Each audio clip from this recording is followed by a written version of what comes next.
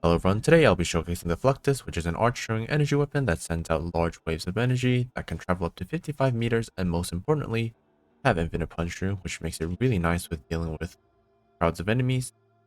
Now the build I have today for it is a Corrosive and Cold build for it.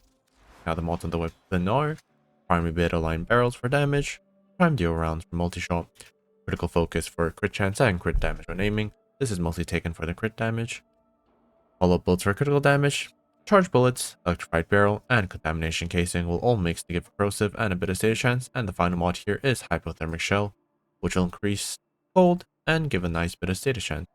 Now the primary arcane I'm using here is primary frostbite, where on cold status effect you gain 3% critical damage and 2.25 multi-shot for 12 seconds, which can stack up to 40x. And the secondary mod here is secondary innervate, where on hit increases critical hit chance by 10%, which resets after 6 big critical hits. Now here the set of the weapon on the side. Now before I get into demonstrations, I'd really appreciate if you drop a like or subscribe, as that would help me out a lot. Thank you.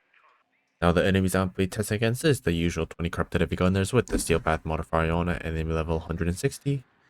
Now the usual tip for Archguns: when you summon an Archgun, you get self-stun for a couple of seconds, being unable to do anything. But to ignore this, all you need to do is pull out the menu and then close it. Then you're able to completely skip that self-stun.